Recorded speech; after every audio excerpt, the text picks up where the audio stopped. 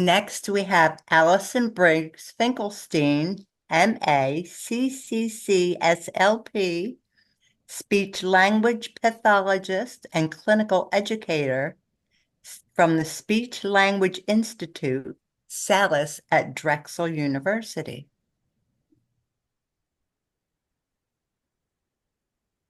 Sorry, I was muted. Thank you, Dorothy. And thank you, Mark and MAAC, for this opportunity to participate in such a collaborative, wonderful group. I'm learning so much about other programs. And I just want to give a shout out to Crystal. Thank you for sharing your personal aphasia journey, and it was very inspiring. I go by Allie, and I'm a clinical educator, as Dorothy introduced me, at Salis University at Drexel. I've been there since the inception of our speech language pathology program, which started in 2015. And it's we have an on-campus clinic that offers free therapy, individualized therapy.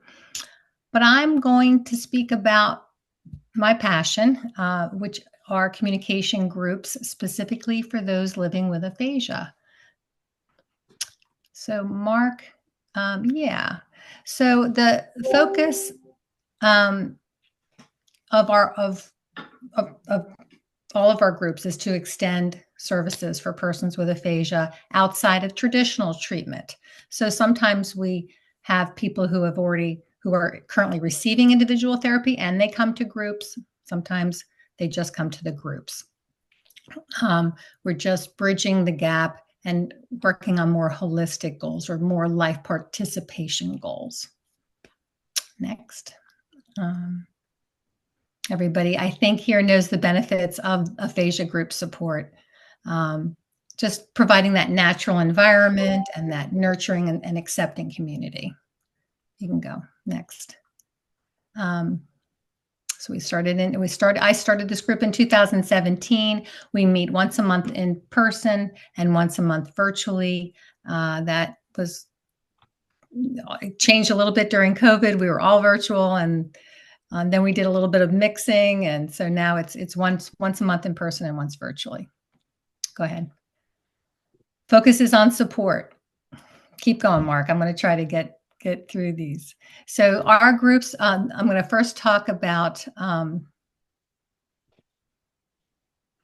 are these the ones I sent you recently? I think so, yes. Okay, because I thought I had a different one here. So I'm going to talk first about our aphasia support group. Can you want me to go down further? Or? Yeah, no, I just want to make sure that we have the book club and the poetry club as part of this as well. Yeah, no, I don't. Oh, yeah, maybe. Okay. Yeah. Okay, that's fine. You know what? I think I can maybe share my screen. Okay. And see. Yep. Let me just see. Sure. See if that helps me a little bit more.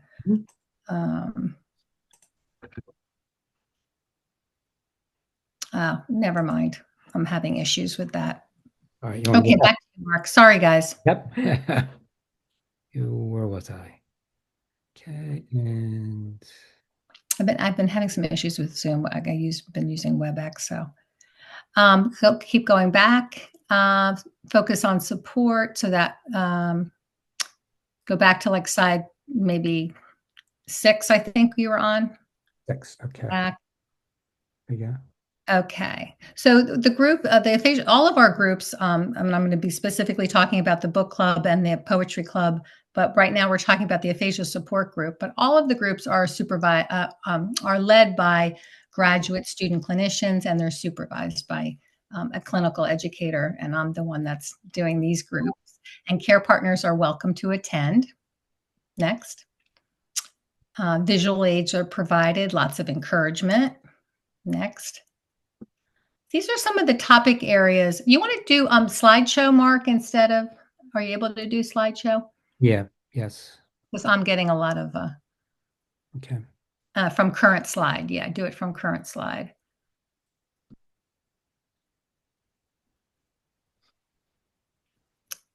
You have to go. Alert from Microsoft PowerPoint. Continue to share this Sorry. Okay, there we go. I think one slide is easier for everybody to look at. These are just some topic areas that we talk about in the group: facing challenging situations, aphasia awareness, what do you tell people, emotions and their effect on communication, um, aphasia and communication modalities, living with aphasia, and life participation, mindful meditation, goal setting, etc. Some of the more recent topics like resilience and self-care have been a big part of our meetings, navigating relationships, and of course, aphasia advocacy. I think it's now. Okay, next. So these are some, I'm sorry, go back, Mark. I didn't see that. Some of the hands-on activities we've done are creating masks, making a collage of aphasia tree of support, cornucopia of thanks around Thanksgiving. These are more hands-on arts and crafts activities. Whether you want to participate in it or not, it's there and it's fun. People have a really good time with it. Next. And then our graduate students love to provide education. So here they are providing a little education on the brain and language, they make it very aphasia friendly.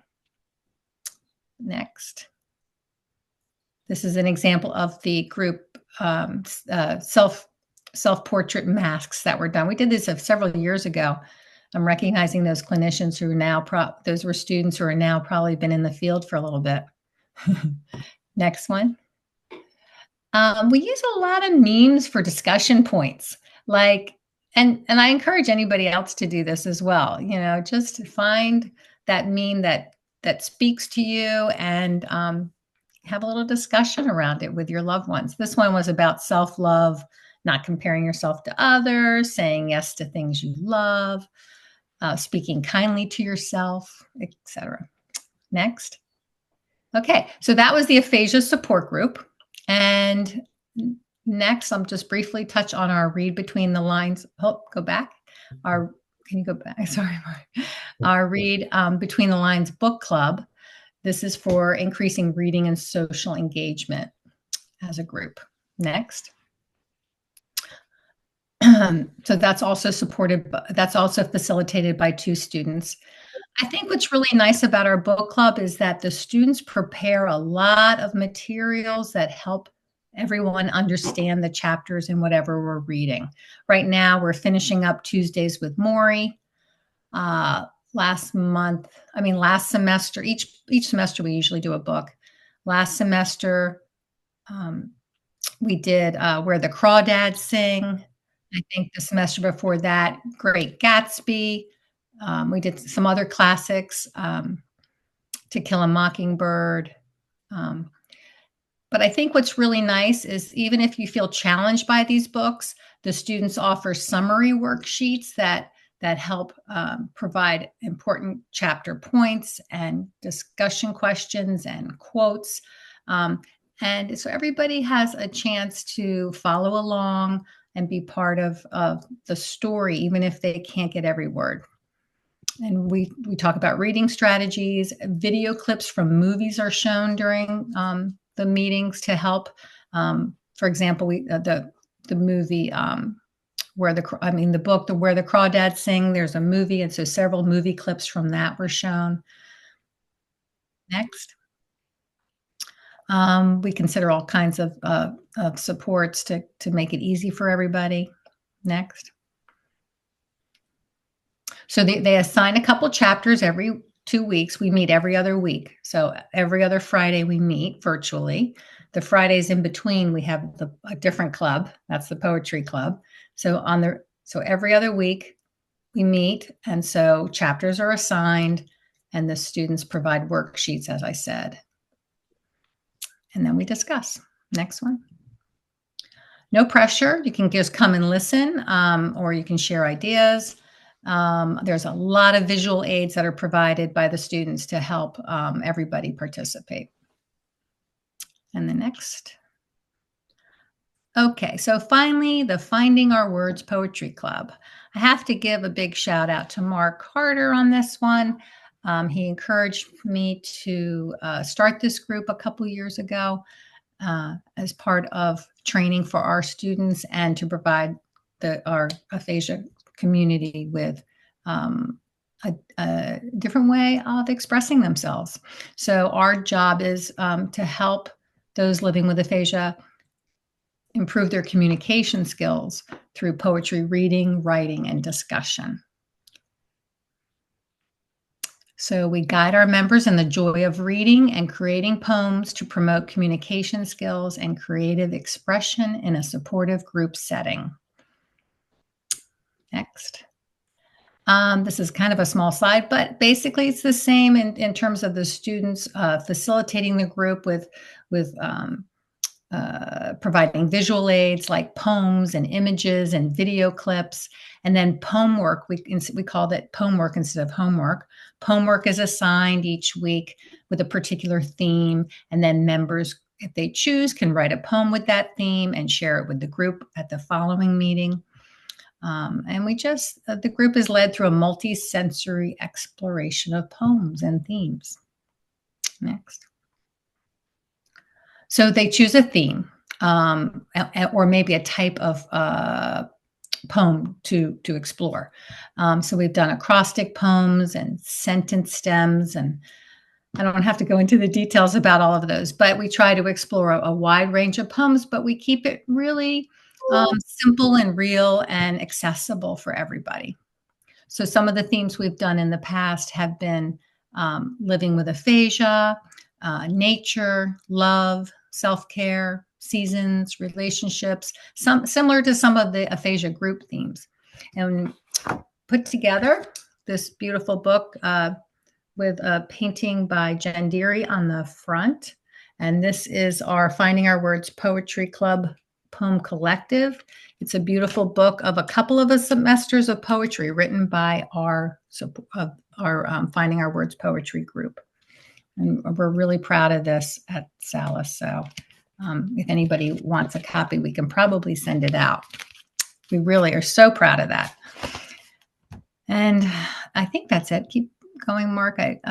So just in summary, the benefits of our aphasia support group, our book club, and our poetry club is that primarily it's socialization and peer support, an opportunity for expression of ideas, gaining different perspectives and learning communication strategies from others, and just, I think, an overall feeling of accomplishment and success. We get probably more from our clients than they may get from us, but we are so inspired by everyone who participates, and we welcome new members at any time. So thank you, Mark, again, for the opportunity, and Denise and Jen as well. Oh, thank you. And Thank you, Allison. Thank you, Dorothy.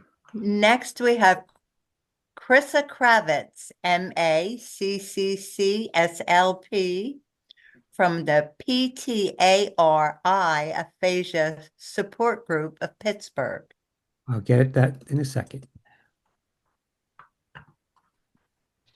Okay.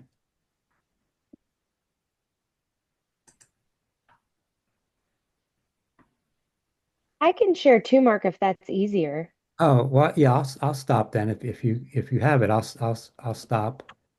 And Yep. Yep. Okay.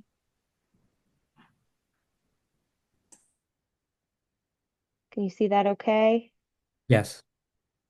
Okay, perfect. So thank you for having me. I join many of the others in saying this is an awesome experience to hear about everybody's programs out there, and I'm happy to share the Pittsburgh Community Aphasia Center with you. So I'm Krissa, and I'm the program director and a speech pathologist here in Pittsburgh.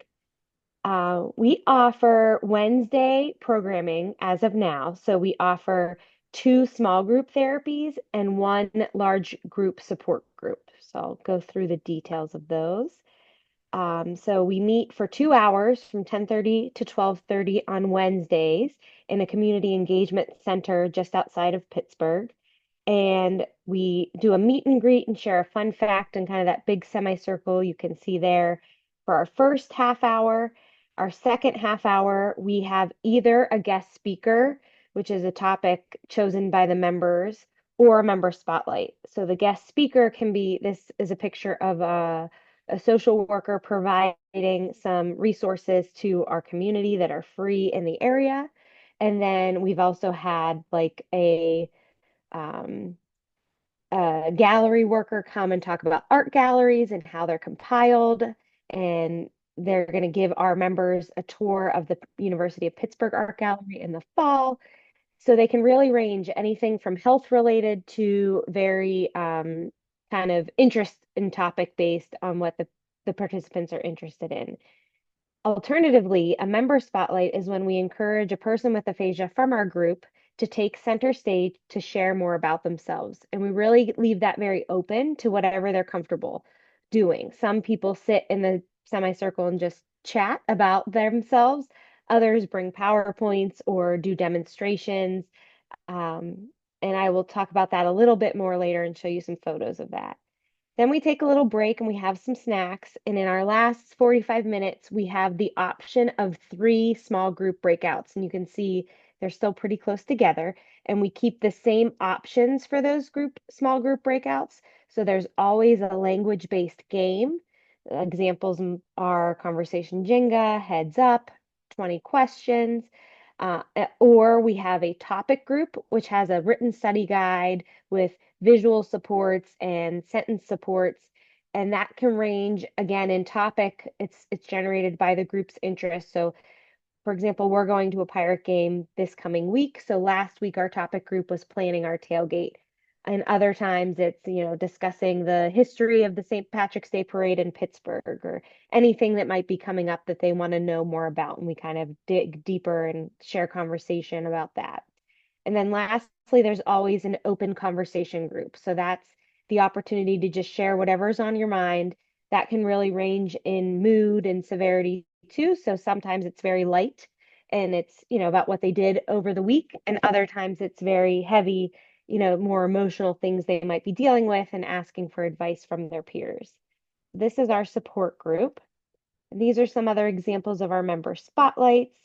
So we have a full kitchen in our space. You can see those pictures on the left. The top is Joe, who was a baker prior to his stroke. I think I shared this with you all last year, and he baked for the first time in our kitchen. And this year, he sent me photos of baking in his own kitchen and frying his own chicken for the first time since his stroke. So kind of, we really try to reinforce those personal interests and supporting them to get back into them in our environment and then continue independently in their own environments. Then our small group treatment, this is kind of what that looks like. We have a conversation group, much like the others have discussed. It's supposed to be very natural conversation about what they want to talk about. We have whiteboards and we have 3 graduate students helping to facilitate all of these groups during the day. So I'm also a clinical instructor for those graduate students.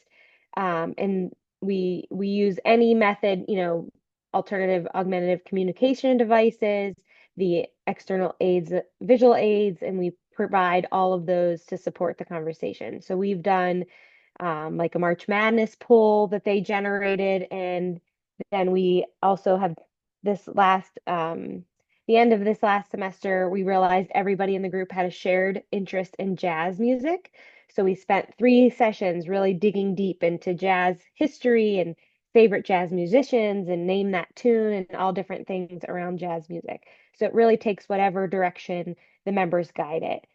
Then we do a book club, much like at Salis. It's a new book every semester, and we match it with the complexity of the average complexity level in the group. So we do a little bit of assessment at the beginning, and then we give them options. They vote at the end of the prior semester on which book they're most interested in, and then we modify that book in various ways. So some people listen to it. Some people get PDFs of the chapters in bigger print. We provide a character guide with photos. We review a lot of strategies, and we start every session with a summary of the chapters. That way it's all inclusive. If someone's wanting to just kind of get back into reading, they don't have to feel responsible to read every chapter in the in-between. They can get as far as they're able and then get caught up with those chapter summaries. And then we also offer a monthly primary progressive aphasia support group. So that's runs concurrently with the book club on the last Wednesday of the month. And we support caregivers and individuals with primary progressive aphasia. We start together all as one, and then we break out and support the caregivers a little bit separately, so that they can get some time to ask questions they may not want to ask in front of their loved one. And we engage the individuals with PPA separately with some fun activities and more like a conversation group. And then I'm happy to announce that we're expanding as of the fall of 2025 to a Monday small group options. And this is what our group picked to choose. We're going to do a 10 a.m. current events group, which we're going to get content from the Good News Movement. And then the 11 a.m. is going to be a movie group. So we'll choose a movie and frame it very similarly to the book club, and that will have summaries and character lists and support discussion about the movie each week. We also do a lot of community outreach and advocacy. So we're working with many of you to lobby in Harrisburg next year, and we're very excited about that. We do some tabling opportunities. We're happy to say that we are getting an official proclamation for a City of Pittsburgh Aphasia Awareness Day on June 24th. So we're going to be attending that in person at the City County building and hearing our proclamation. We are excited to celebrate Talk Slow Day tomorrow. So many people asked for stickers that Mark had to mail me a whole nother set. So they're very excited about that. And I tried to get them to take pictures wherever they're wearing their stickers. So Mark, I'll try to get those back to you as I get them. One of our graduate students, her project last semester was to help direct and produce a public service announcement for our center and getting the word out about aphasia. So we have a YouTube link there, and I can try to post it in the chat. I'll do that after I stop sharing my slides so that you can all see that as well. And we were just highlighted, there's an article, it came out Sunday in the Pittsburgh Post-Gazette about aphasia in our group. So we're really trying to get the word out there in any way we can, especially locally. And this is one of our examples of our tabling event with our community ambassador, Tina, there in the center, one of our previous graduate students, Skyena, Dr. Evans, and his son, Antonio. And so we try to go to community events as often as we can and be available to pass out information. And then we're heading to the Pirate Game this week. We do that annually. We try to organize it with Mark. It didn't work out this year, but hopefully next year we'll do the same day, one in Philly, one in Pittsburgh. And then every late summer, early fall, we do a friends and family potluck at a local shelter in a park, and everybody brings their loved ones and share some time together. And we did our first annual Love Languages social event. So our members wanted to plan their own event. So they sourced the location, the food, everything was donated from requests of our members who went out into the community to spread awareness about aphasia and create an event for themselves. So that was a really wonderful event, and we're hoping to do that every year. And then every June, we do some kind of celebration in our big support group to mark Aphasia Awareness Month. You can see Vernon there with the plant. That was our program last year. We planted flowers, and there's a pic there with a brochure, a QR code that links to a brochure about aphasia. So they planted the flowers and brought them into their community. Year prior, we did painted rocks and did the same thing. And this year they chose to do, one of our members is an artist, and she's going to guide the group in painting a lotus flower on a canvas. And we're going to put that same QR code on the canvas. And they like that because it's a symbol of rebirth and enlightenment. And they thought that was, meaningful to our group. This is some pictures of our whole group at our potluck. And this was last year when it rained and it was a Steeler game, so it was poor planning on my part. So this year it's a little earlier, so we hopefully don't conflict with the Steelers. This is our aphasia awareness celebration. We try to do a luncheon and really celebrate it.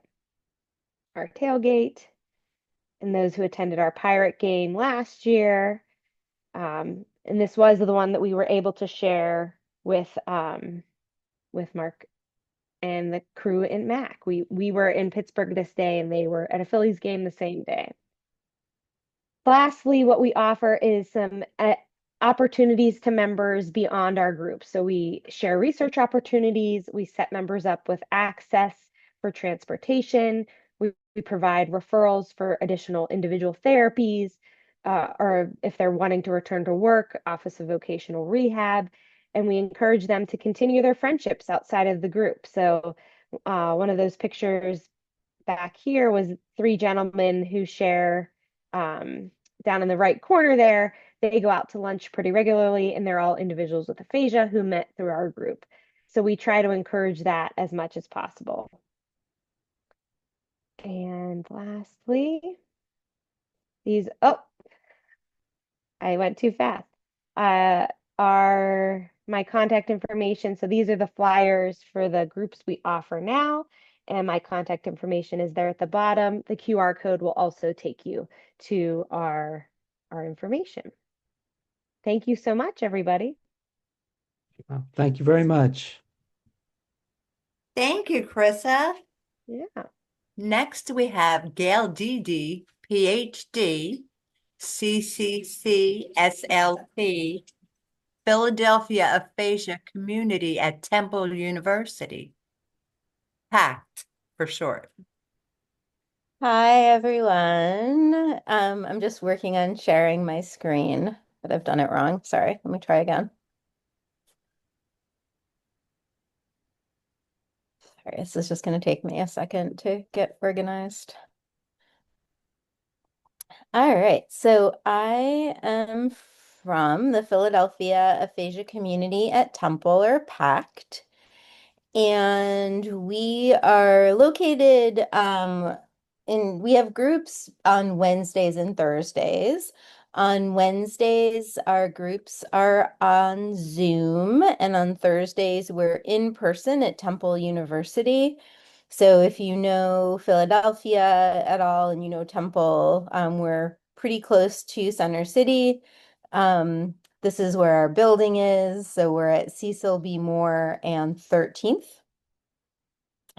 just near the Cecil B. Moore subway station. So we offer, as part of PACT, a lot of different groups. So probably, so the group that is involved in the lobbying day that Krista mentioned is Impact. So our Impact advocacy group is quite active. So they have done a lot of presentations to raise aphasia awareness.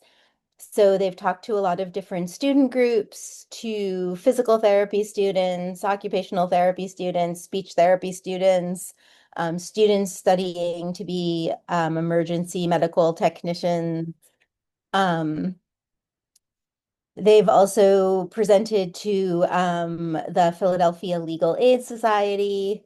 So really trying to reach different people, different rehabilitation scientists, therapists, but also just different communities to spread the word about aphasia.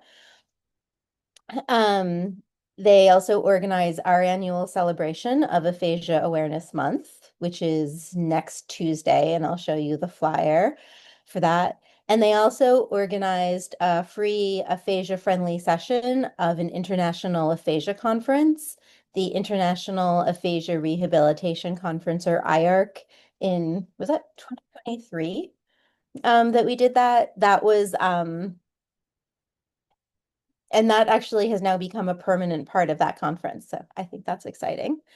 And then Impact had this idea that they wanted to do some advocacy in Harrisburg. And so they've been talking about this now for I don't know, a year and a half, and we've started meeting with people from Pittsburgh and from Penn State, and now we're going to be broadening. So if you live in Pennsylvania, hopefully you will join us in June 2026 in Harrisburg.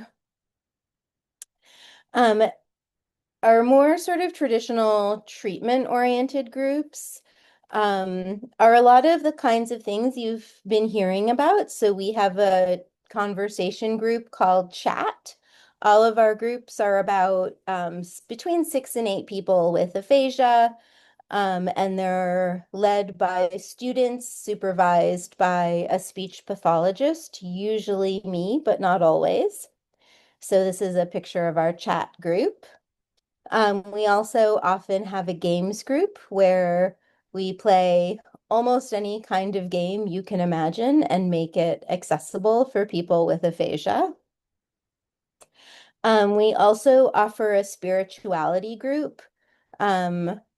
Usually once a year, we'll do the spirituality group. And in the spirituality group, we essentially talk about the meaning of life. So we will read, the group members bring in readings either from religious texts or just something that's meaningful to them. And we talk about what it means and how it makes them feel. We do an art group every fall. And one year we did an Aphasia Rocks project, and this is a picture of the art group when they made wreaths. And we also do a singing group. We have a choir, the Packed Singers, who meet in the fall, but always perform at the award ceremony for our graduate students. They perform at our aphasia awareness celebration. And this year they were asked to perform at a conference about arts and quality of life in February. And so we're gonna go on a world tour soon. And then this fall, this is the schedule for the fall. So we're going to be doing on Zoom, the advocacy group meets from 11 to 12.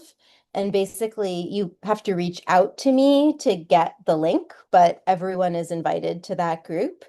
And then we're also going to be doing a music appreciation group online. So we'll be listening to music and just talking about what we like and what we don't like and how it makes us feel and all those good kinds of things. So that will be online. And then in person, I'm super excited that we're doing an improv group this year. If you have never done any theater improv, it is fun for the entire family. And I am not a person who would have thought that that was true, but I have never laughed as hard as I have laughed during the theater improv groups we've done in the past. And I'm extra excited because this year we're going to have someone who actually teaches applied improv and 2 very experienced theater improv students helping us run the group.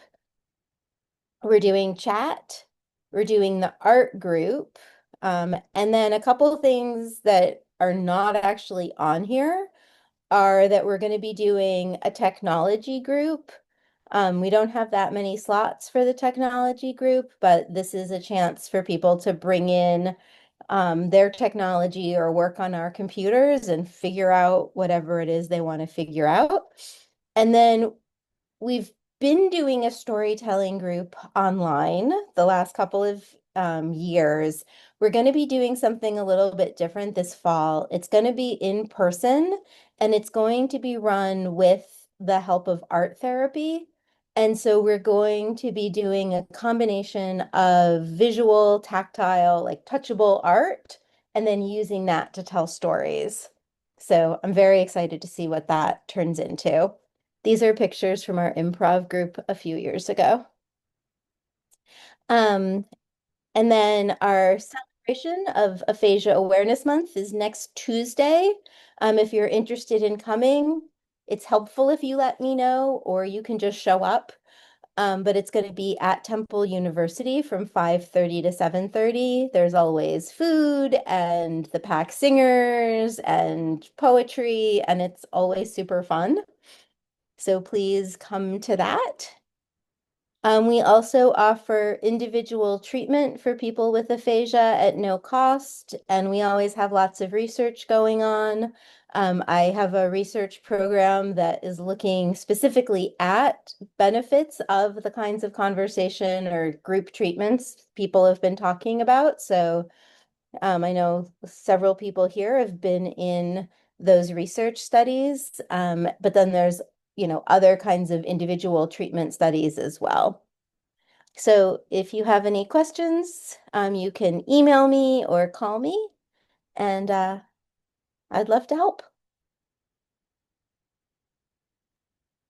Thanks, Gail.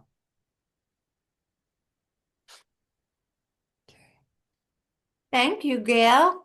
Thank you. Thank you for the invitation. And I'm sorry I was late. I'm in New Hampshire with my mom. Oh, thank you. Well, next we have Debbie Bird, who is the wife and caregiver of our at-large team member, Jim Bird. Hi. Hi, I'm Debbie. And a lot of you may know my husband, Jim. He has aphasia. I apologize. I did not know about the PowerPoint, and I think it would have made this much more interesting if I had brought some pictures to share. But if I do it again, I will make it more visual, better than just looking at Jim and I.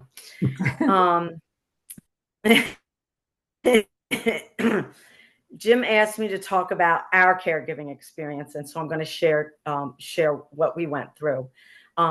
Each of us, I believe, has filled the role of caregiver sometime in their life. If you are a parent or a spouse, you know the broad definition of caregiving, and you are living it. Jim could give this talk as easily as I, because he was a caregiver to his dad when no one else could be during the COVID pandemic. Each of us could close our eyes right now and hold a memory of caring for or being cared for by another. Each of us has their own important caregiver story, and you have learned important lessons from it. I agreed to talk about one of my caregiving experiences in hope that it might help you be more confident in your own abilities. Give yourself grace when you are struggling for a family member with aphasia. 12 years ago, Jim had an accident and fell off the roof of a kennel building at our business. He suffered many injuries, including a traumatic brain injury. I always tell people that Jim had a good care head start because when our employee told me Jim had fallen, I didn't see it happen.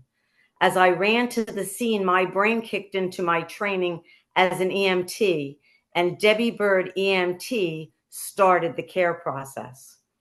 My training told me that time is brain. If you only hear one thing today, make it this one. Time is brain.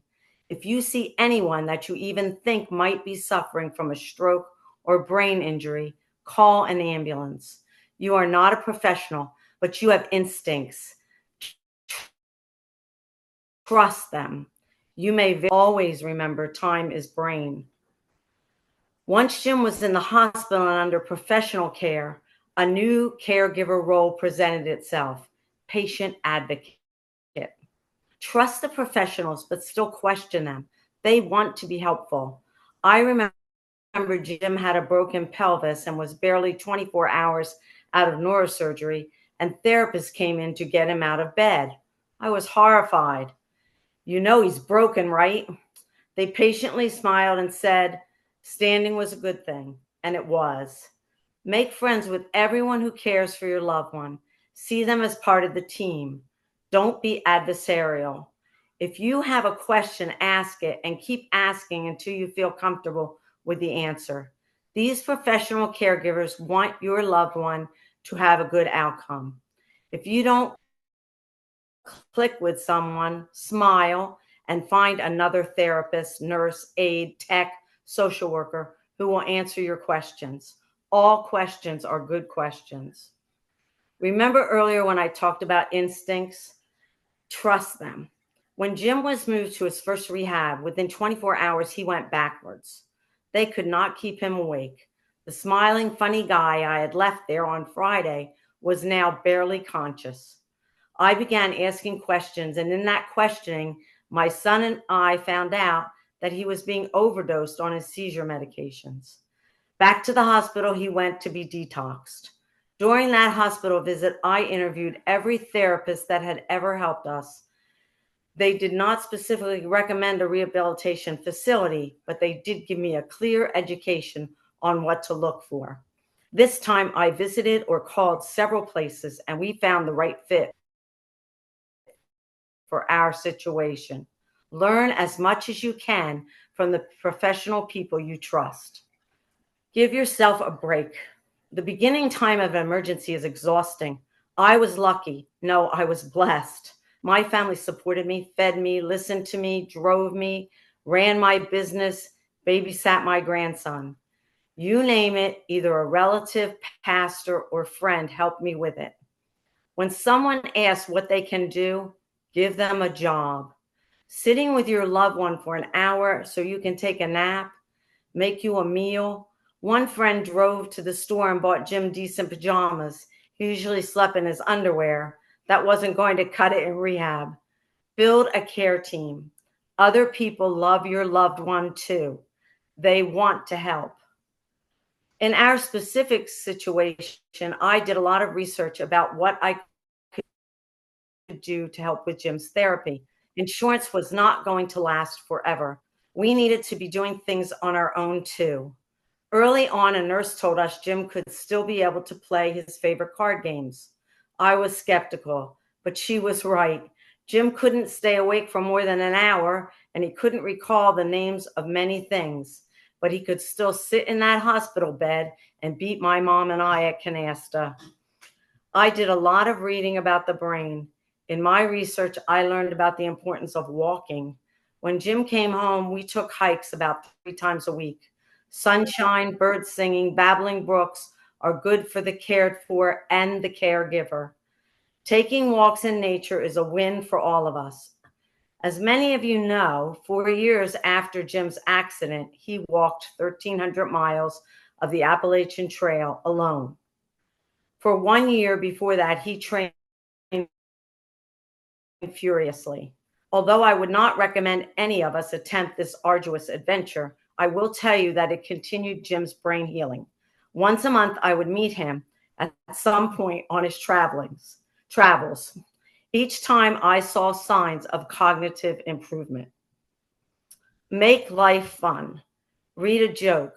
See the humor in your situation. Often you think you can't do the things you did before, but you'd be surprised. Jim loves history, and we used to spend many hours visiting museums. Following his accident, I thought because of the reading involved, he might find these visits frustrating. We found a workaround. I began to organize local trips to small parks and museums. This was fun for both of us. Jim could enjoy them because they were not crowded and noisy. I could read the displays to him without being a distraction to other visitors, and we could both learn new things right in our own area. At some point, I remember hearing that whatever level your loved one is at on the anniversary of their stroke or TBI is as good as you're going to get. Our experience and new, better research proves I lost my place. Our experience and new, better research proves that just is not so. It's one of the reasons I appreciate Jim's aphasia support groups and this movement to help people understand aphasia. I am so uplifted every time I attend one of these events. You folks are amazing caregivers to one another. I will round this up with some important self-care tips that I think we should all practice. this. Watch what you eat. I packed on about 30 pounds from stress eating during Jim's recovery. I'm still carrying about 20 of those.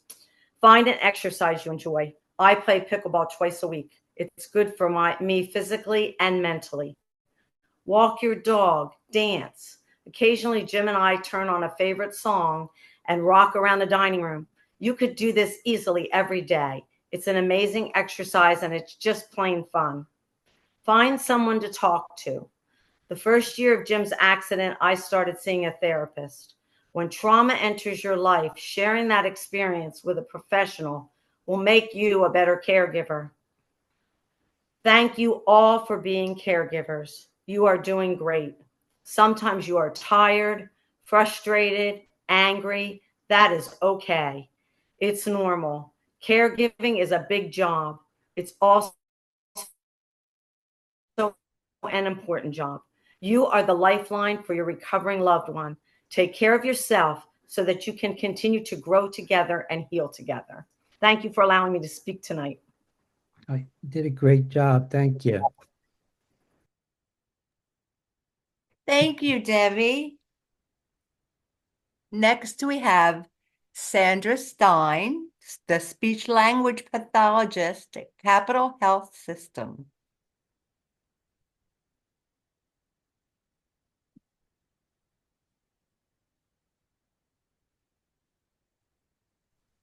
Okay, so this is why Mark will be helping with the presentation and the slide progression. I am technologically challenged no matter how you look at it. I am so grateful for everyone in my group that can do this much better than me and teach me.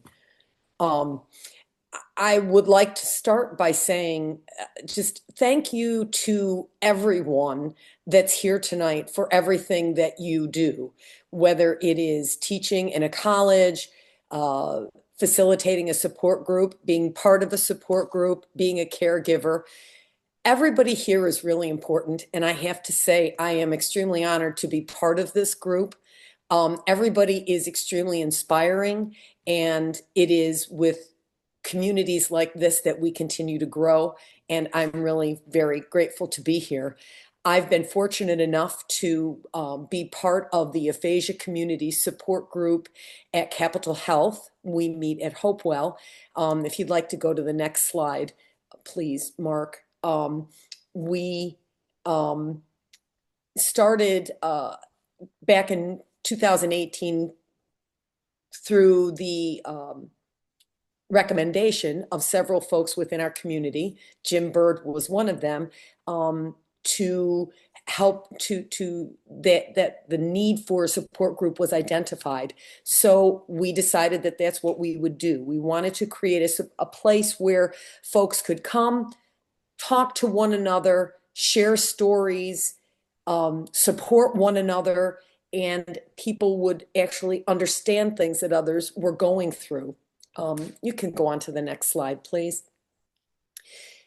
Our support group is structured so that people really have an opportunity to just talk about their own ideas, experiences, events, share stories with one another, and gain information from stories that are shared by others in the group. And that not only gives somebody an opportunity to practice their language and communication skills, but our group also provides a tremendous amount of emotional support for one another. The next slide, please.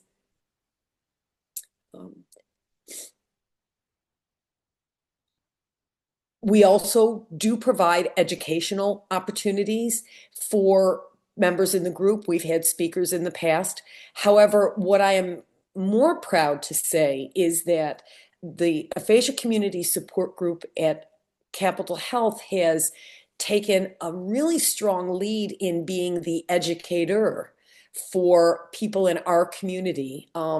As we go through in a little bit, I'm going to show you some things that the group has accomplished over the past 7.5 years in terms of helping other people just learn more about aphasia. The next slide, please. Our group meets once a month. We usually meet in the afternoons for a 1.5 hour time frame. People are able to participate both. You can go to the next slide, please. People, oh, this is just a little bit more history about our group, but people are able to attend both in person and on Zoom. So the virtual access is available. So in case people are not able to get there during the week, and we usually have somewhere between 8 and 15 people that participate in our group. Through the years, our group has generated the following things. We've made an aphasia communication card, which is available for our group members and is also available for anyone in the community, that is available for the person with aphasia to carry with him or her, that lets others in the community know that if they're in a situation where they're having difficulty communicating, it's because they have aphasia, not because they have some intellectual disability or are drunk or anything like that. It's because they have aphasia.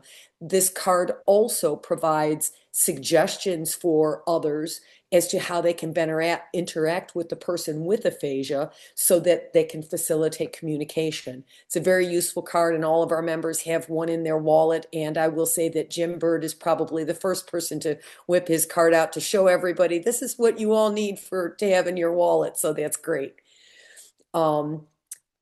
We have done multiple aphasia awareness exhibits, and a major part of this is the aphasia do's and don'ts, which are 2 lists of suggestions of things that people can do to help when interacting with someone with aphasia, as well as things they should not do when they interact with someone with aphasia.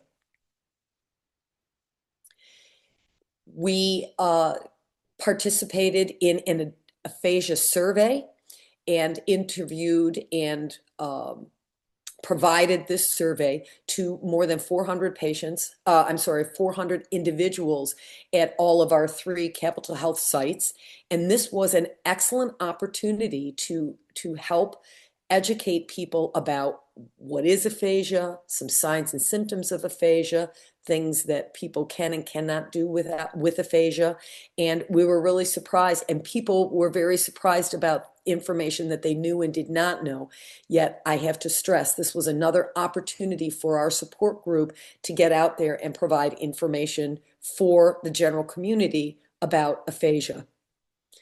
Another thing that our group did was created our own book of stories, poems, and paintings, including specific artwork that was created by Jen after her stroke, poems from many people in our group, as well as stories of people's experiences that they went through after their stroke, and it also to talk about ways that they were able to cope and deal with things and move forward and provide information for other people just about aphasia. The next slide, please. What we were able to do with our book was turn it into an art exhibit. So we took everything that was in our book and created an exhibit on the 2nd floor in the Capitol Health Hopewell Suite site, and it included the actual original paintings that were done by Jen, as well as the stories. This information was up in our art gallery for 3 months, and in that time, it was accessible to everyone within the hospital. And the number of people that would come up and say, I went to just take a quick look at the exhibit, and I stayed and looked at every single thing that was there, and it made me cry, and it gave me so much information. Members of our support group, through these kinds of media, have been able to impart a lot of education to people within the community about aphasia. Last year, we were able to host a viewing of the movie Pa, which tells the story of an individual who sustained a stroke in his mid-40s and the recovery process, and how he used this project to help him improve his communication skills and help him begin to adjust to his new life after aphasia. Last year, several members of our Aphasia Community Support Group also participated in our annual stroke conference, which is sponsored by the hospital. And 3 people were able to tell their stories. 2 people in the room, which were primarily nurses and doctors. What made this so important is the human element of what people go through when they have aphasia. And people continue to come up to me and people in my department to say what a meaningful opportunity this was for members of the hospital and other members of the community to learn more just personal stories rather than just read information. The next slide. This year, actually this past weekend, the Aphasia Community Support Group provided a scavenger hunt within our hospital, and it provided 7 different stations that presented information about aphasia. That information is now on display in our lobby to celebrate June, which is National Aphasia Awareness Month, and the goal is to provide additional education to people in the area. I'm talking all about this. You can go to the next slide, please, Mark, because the major thrust of our support group, there are 2. Number 1, our group is very concerned with providing education to the community. That's been our commitment and the desire of this group from the very beginning. The second and more crucial part of the group has been that we have pretty much become a family. And we support one another so that when new people, and exactly all people are 100% welcome, this group offers support to people in any stage of the recovery process, and our doors are open for anyone who may feel that they could benefit from that kind of interaction with others. We meet once a month on the second Tuesday of the month, and we're more than happy to have as many people join as would like to. Thanks.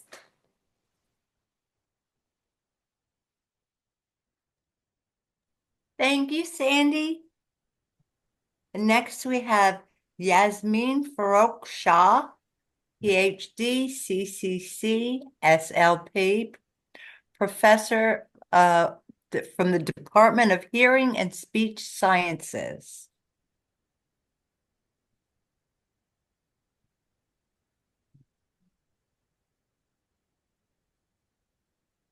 I don't know if she's here.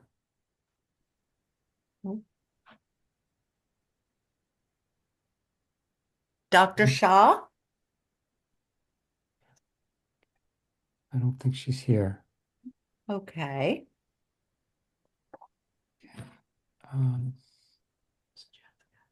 Jess, are you there, Jess? Hi, yes, I am here, and I can share my screen. Hold on one second. This is Jessica Antonoli from Christiana Care. Thank you for that introduction. So yes, I'm Jess. I am an outpatient speech pathologist within Christiana Care. We are part of a really large health system that serves Delaware, Pennsylvania, Maryland, and New Jersey. And we have outpatient speech therapy services focusing on neurological needs across several different offices. I am at Concord Health Center, which is in Chadsford, Pennsylvania.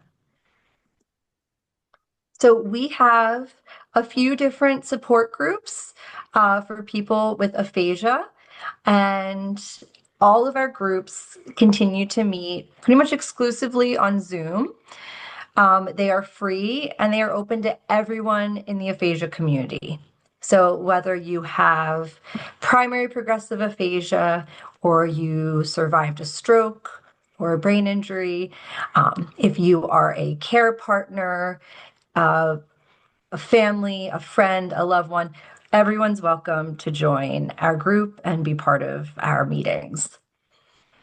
So one of the groups that we offer is the Christiana Aphasia Book Club, ABC. This is a weekly online group that gives people with aphasia the opportunity to read and discuss interesting books in a supportive social communication environment. We also give members the chance to read the book or listen to the audiobook. Each group member reads and shares a portion of the book, and everyone discusses their thoughts, questions, and predictions. This group meets every Monday from 12:15 to 1:15, and my colleague Mika runs it. So right now they are reading the book Black Cake, and they get to vote what book they're going to read.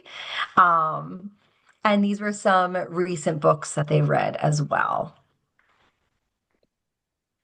So we also have a Christiana Care online aphasia group. This is a monthly education group where, like I said, we welcome everyone who is affected by aphasia. Meetings are divided into time for discussion of topics associated with aphasia and time for people to socialize and communicate with each other. And it's facilitated by me and a colleague who's another speech language pathologist. And we often have guest presenters join us. So we meet the first Wednesday of the month from 12 to 12:45, and we use the Zoom link below.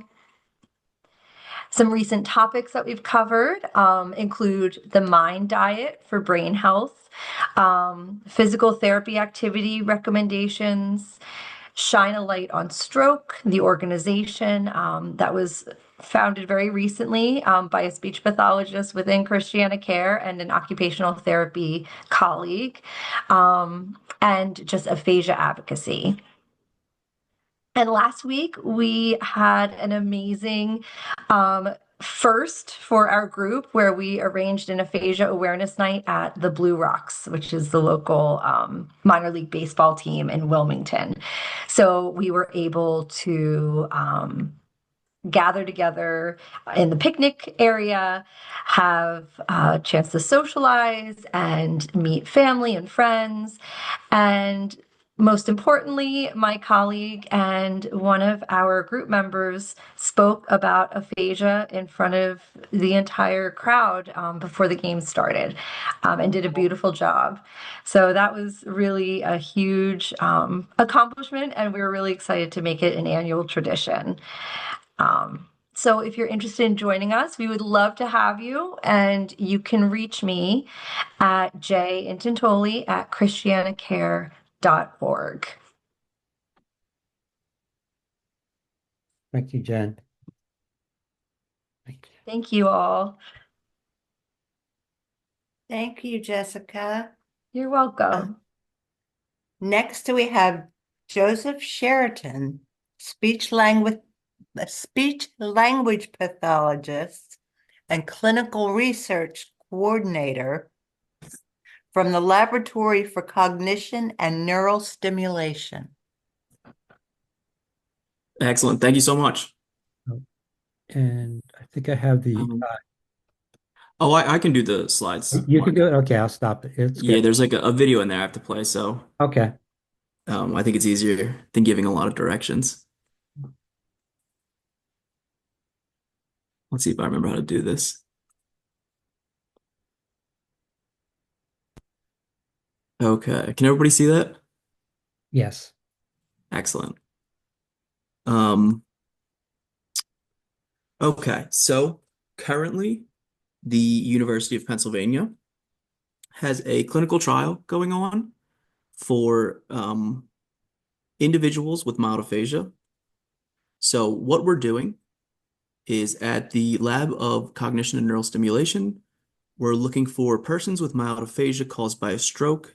The clinical trial we are currently in uses transcranial magnetic stimulation combined with a discourse language therapy to investigate language recovery.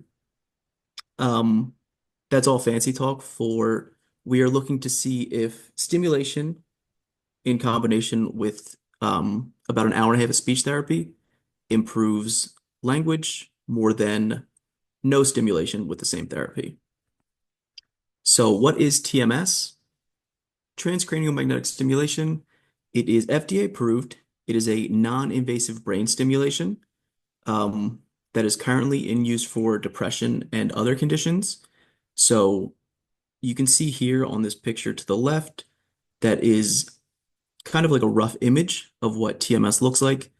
A magnetic coil, it's like a wand type of device, is placed outside of the scalp. We then send magnetic pulses in electrical current through the coil, and this creates a magnetic field that stimulates individual nerve cells in the brain. So this is another image of what TMS looks like. You can see here the two circles is what the magnetic pulse is coming out of, and that is completely outside of the head, so nothing goes inside of the head. I'm going to see if I can get this to play, and this will give you a video of what transcranial magnetic stimulation looks like. This is not in aphasia, though. This is for depression. This is Treatment-resistant depression science, is though. generally defined as depression that hasn't gotten better with trying two antidepressant meds. We're excited to offer transcranial magnetic stimulation, or TMS for short. This is a non-invasive treatment that uses gentle pulses of magnetic energy to stimulate nerve cells in the brain. It works very differently than standard psychiatric medications, and it can work even when medications haven't been effective. When a patient comes in for TMS, they sit in a chair that looks a lot like a dentist's office chair, and we place a magnetic coil over a specific area of their brain. That magnetic coil generates gentle pulses of magnetic energy that will stimulate the nerve cells in that region of the brain. So when these gentle magnetic pulses reach the surface of the brain, they cause the nerve cells in the brain to fire and send a signal. What that does will depend on what part of the brain you're stimulating. For example, when we place the magnetic coil over the motor area of the brain and we send one of those pulses, we can send a signal from that nerve cell all the way down a patient's spinal cord, down the nerves in their arm, and cause movement in their hand. For depression, we're treating a different area of the brain that's involved in regulating Okay, so that gives an example of what, attention, oops, I apologize. thinking, and behavior. There we go. So that gave an example of what TMS looks like. While we are targeting different areas in the brain than that video, it looks almost identical. These are some of the eligibility criteria. So this is who could participate. Individuals between 40 and 80 have had a stroke more than 6 months ago. We're looking for people with mild aphasia, and then some of the cannots. If you've experienced a seizure since your stroke, any history of psychiatric hospitalizations, and uncontrolled epilepsy are things we will avoid in this trial, just due to the TMS and the unknown nature of how it interacts with seizures. The trial is a little over 4 months. The bulk of that trial is within a 3-week period from the baseline visit to the immediate follow-up. So that's about 16 visits in 3 weeks. And we do ask that most of these visits be in person at our lab in Center City, Philadelphia. Speech and language therapy. So again, along with the TMS that's being received, the TMS is only the first 40 seconds of each session, and then it's an hour and a half of discourse therapy. This discourse therapy was structured by Professor Nadine Martin over at Temple, who is a brilliant and wonderful individual, and she's been lovely to work with. So it is a large talking load on the participant. The subject will do, if it's a 90-minute session, probably about 75 minutes of speaking. But it's meant to simulate natural conversation with all like the difficulties, the interruptions, a very naturalistic and kind of like whole view of what conversation is and why it's difficult. And that is all I have. I realize that I don't have any contact info. So what I'll do is I'll post that in the chat. Okay. And anybody interested can either email, and then I'll leave a phone number if you guys want to text. I remember you from the conference. Yes, Alyssa, I remember you as well. It's great to see you. I'm not old. I'm not 40 yet.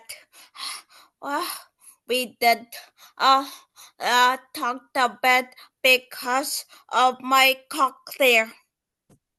Oh, yes, I do remember that.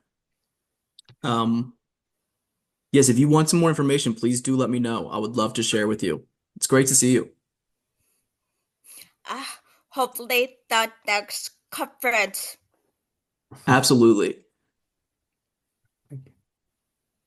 And then, well, thank you, Joe. Well, thank you very much. Yes, thank you for having me, everybody.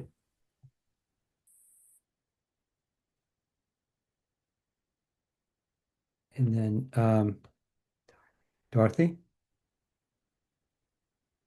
we have, Well, that concludes oh, our. no, I'm sorry, we have Hannah. Hannah will be there. Oh, I'm sorry. Yeah, I have Hannah is Hannah, you're still there, right? I'm here. Yeah. Hi. Hi. And so Hannah, we want to introduce yourself, please. Yeah. Yes. So my name is Hannah. I am a speech therapist. And I also help Mark out with poems and speech. So I can share my screen. I have a little, very short presentation prepared here. Okay, let's see.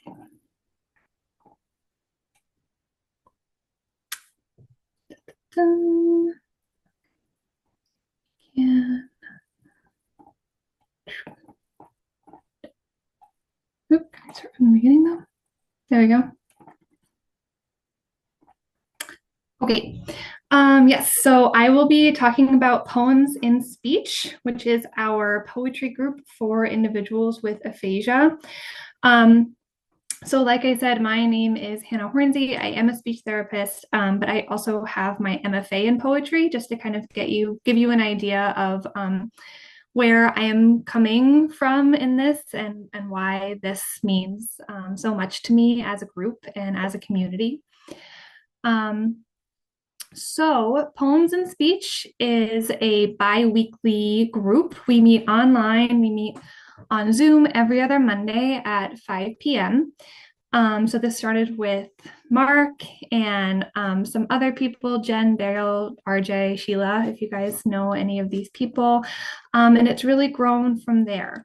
We've had over 100 sessions since its inception and 18 live poems and speech interviews. So a brief timeline of Poems and Speech. It was created in 2020 by Mark Harder. In 2021, first Poems and Speech with Sheila. In 2022, Mark, you published a Poems and Speech book, which was a compilation of poems that had been created with the group. I joined in 2023, and in 2024, we had a collaborative poem for National Aphasia Association Night of Aphasia Arts. So this is just a picture of the book that was published. I have a link there too if you guys are interested. It looks like it's available in Apple Books. Mark, you might be able to say more about that at the end too. So a typical session at Poems and Speech. I have an example prompt that I've included here. I think this was the prompt a couple weeks ago. The prompts are different every time. They can draw on different forms in poetry. We've done sonnets. They could be related specifically to aphasia, or they could be totally unrelated. This one was about picking a poem that really spoke to the participants, and then writing kind of an imitation of that poem, which is something that is really common if you go to any kind of poetry workshop. So In the sessions, participants read their poems or choose someone to read for them. Individuals will comment on others' poems or just listen. It's really a group where anybody can come, anybody at any stage of their journey with aphasia. Some people, have come for 5 or 6 sessions and they haven't submitted anything. And then finally they send in a poem and they're able to read it. And it's this really incredible moment. Some people bring poems that they haven't written at all, poems that really just happen to speak to them. So it's something that provides something for everyone, I think. So just like a brief, I thought it'd be nice to have a brief definition of poetry because I think it's something that's really hard to define. I just looked up Encyclopedia Britannica defines poetry as literature that evokes a concentrated imaginative awareness of experience or a specific emotional response through language, chosen and arranged for its meaning, sound, and rhythm. But what does that really mean? So I have just a little bit of research on why poetry may be so specifically helpful for people who have experienced traumatic brain injuries or strokes or are currently experiencing aphasia or any other communicative disorder. It might be particularly useful from a rehabilitative standpoint because of its multimodal language components. There is so much that goes into poetry. It also provides a means of reclaiming personal identity through creative self-expression. And I quoted Mark Harder in this as well. As a survivor of a heart attack and a stroke, aphasia stole my identity and language. I started to say rhyming words. It was so hard, but I was fascinated in rebuilding my life through poems. So I think that really speaks to what poetry is and how it can serve this community in particular. So just some frequently asked questions about poems and speech. Do you need to be a poet to join? You do not. Anybody at all can join, and you might find that in joining, you become a poet. Do you need to write a poem every time? Nope, that you can come just to listen, just to be a part of the community, and to just experience what all these people have to offer. So how to get involved, just email Mark Harder to get started. References, and yeah, that is Mark's email. I think we all know Mark if we are here and participating in this night. Yeah, so thank you so much for allowing me to be here and to speak about something that is very near and dear to my heart. Thank you, Hannah. And for the book that we did on Apple, if somebody can't get it from there, I can email it to anyone if they want that. So there, some of those poems are from people from Australia and all over the US too. So, but thank you. And Hannah, I appreciate you. Sorry That's to it. miss you. La- Last poetry was June 6th. Okay. Yeah, I'm not sure what it is. And okay, and The poetry class uh uh uh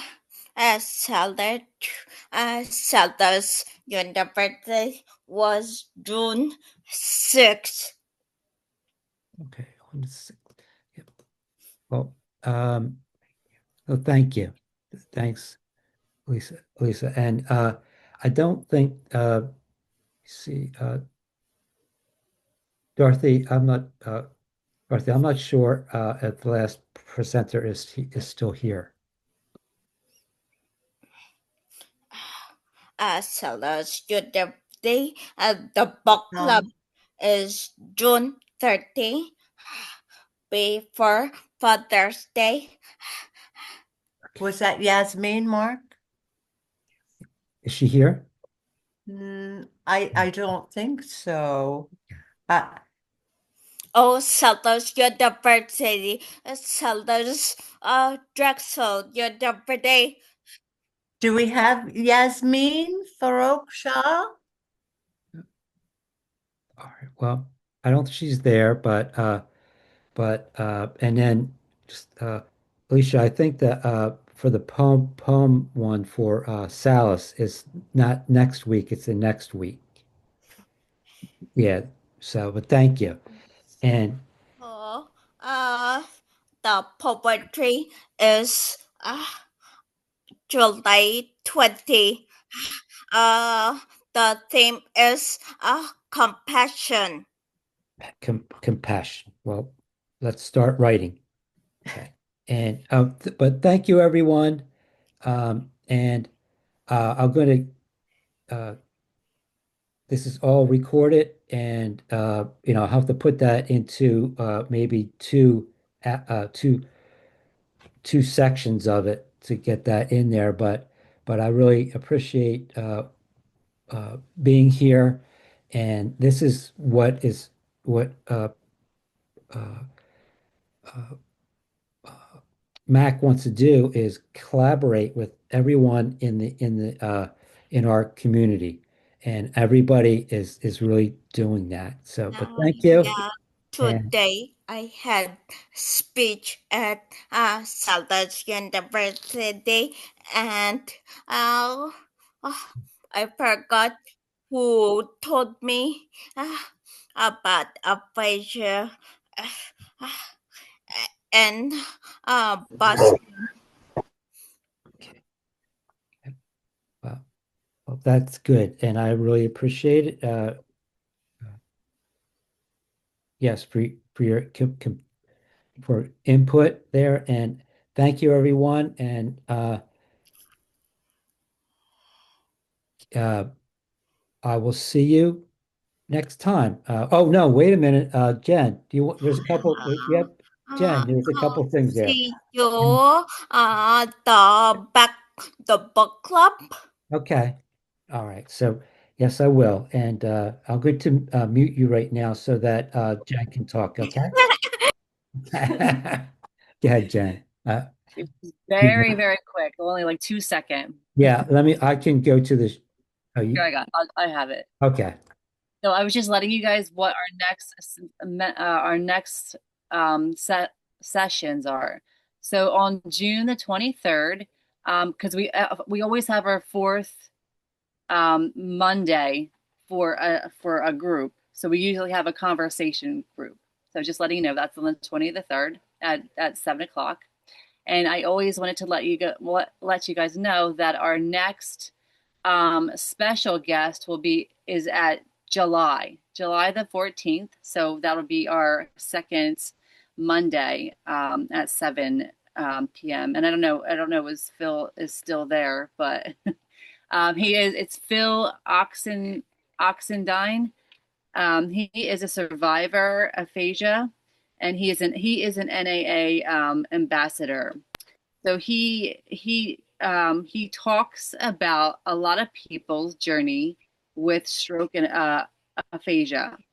So he talks a lot with his podcast, and he does a lot for YouTube. To hit our economy in a way that is completely unnecessary. This is a problem. But just letting you know, I think you don't have to miss. I mean, you can't to lose this. I mean, so come back on July, and we can talk with Joe or Phil. And then also, we just wanted to tell you guys that we also do a baseball advocacy as well. So on September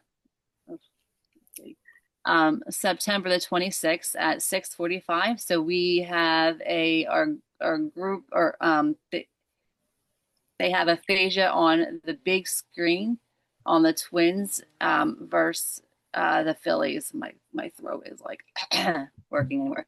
MAAC is raising aphasia awareness. So it's we and Heather, I don't know if you're still here there either, but she was there with her husband and a lot of people last year we did that. That was pretty awesome as well. But wanted to let you guys that MAAC is doing this for you guys as well. That's it. Thank you. Thank you, everyone. Okay. Have a good night, everyone. All right. Good night. Thank you. Thank you guys. It was awesome. That was so much of great